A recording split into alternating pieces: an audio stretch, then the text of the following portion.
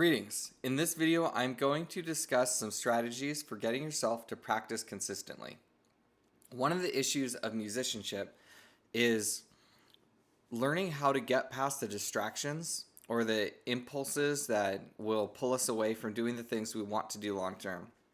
So, for example, long term, I want to grow as a musician. I want to be a better guitarist.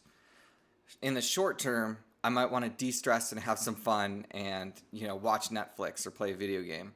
And so it's kind of this trick of how do I muster the motivation to do something really productive so that when I do relax, I don't feel guilty about it, right? It's healthy to relax and get some downtime, but we really need to be productive if we're going to be growing as a human being and achieving our goals. So some helpful strategies I've found for getting myself to practice are as follows. One of these strategies is to put your music or your guitar in a prominent place where you see it regularly. Some people just need that visual reminder. They just see it and it reminds them, okay, I need to play or I want to play. And it's just kind of in their space and flowing through their thoughts. It's sort of like if you're having an issue in life and you write a note and you put it on your mirror and it's just like some encouraging words or maybe a scripture or something like that. And then every time you pass your mirror, you see these words and it puts this idea back in your head. It can be a very effective strategy. If you're struggling with speeding, you might put a note on your steering wheel or something like that. I actually was wrestling with that, and so I changed the time in my car. So I didn't actually know what the time was while I'm driving. And it helps me to not glance at the clock and be like, crud, I'm going to be late to work. I'm going to drive a little faster. Instead, it's like, I don't know the time, and that's fine. If I'm late, I'm late, but it's better than endangering lives. So some of these tricks of just putting the right ideas in your head strategically can be really effective. So that's one, is just putting something in your space so that you see it or are frequently reminded of it. Another strategy is to have a plan. For example, if you have a very busy schedule, then you can look at your schedule and find the gaps in that schedule and schedule in time to practice. I've had to put that into practice when I was in music school. I would try to get about 4 hours of practice a day, 6 days a week. And between that and classes and a pretty difficult program, it was very, very helpful for me to just wake up first thing in the morning, map out my entire day. And I would think something along the lines of, all right, I need to get up, have breakfast, get on my way to school. While I'm on the bus, I'm going to do my reading. I'm going to get to school and I'm going to practice for an hour. Then I'm going to go to this class. Then I'm going to spend an hour doing homework and then 2 hours practicing, go to that class, do more homework, go to that class, do 2 hours of practice, take the bus home, have dinner, and just fall asleep. Things like that. There were days that were really like that, and it was pretty brutal. But I would encourage you to have a plan. So if you are a big scheduler, or if you're not, you can learn that skill.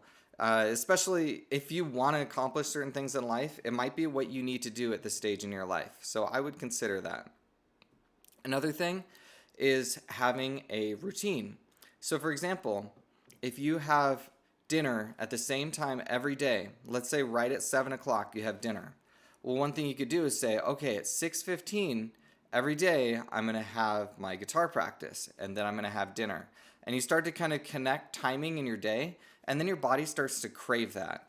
So the ideas just pop into your head because our brain has an amazing way of really keeping track of times and routines. So that is another really effective strategy. Another thing you can do is just put reminders in your phone or whatever you have. And you could set up an alarm clock and put it somewhere, and it just gives you some sort of cue. It's a lot like the first recommendation of just putting the music out in a certain place. But this is more on specific times. So if there's a specific time that you're supposed to practice or you decide you're going to practice, then to have some sort of a reminder can be very, very helpful. Some students I have, they just forget, and we during a lesson, I'll say, all right, grab out your phone or your tablet, put a reminder on there. And then the very next week, they've practiced like 5 or 6 times instead of once or twice. So that can be very, very effective. But a lot of this stuff, it's not rocket science. It's just a matter of, I want to practice guitar, but I forget to, or I get distracted and I play Darkest Dungeon instead. And I would encourage you to figure out what's going to work for you.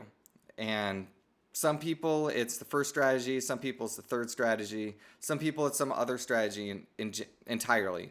But figure out what works for you and do it. And another thing I would say is just keep trying different things until you find what works. If you try one thing and then you give up because it didn't work, you're not going to be a survivor and you're not going to make it as a musician. But if you try something and it doesn't work, and so you just use it as a learning experience and you try something different, and that doesn't work, you use it as a learning experience and you keep moving forward, then you're going to eventually find out what to do. And you need that kind of grit if you're going to actually make it and develop solid skills as a musician. I hope this is helpful. Please give me some feedback if this has been helpful to you. God bless.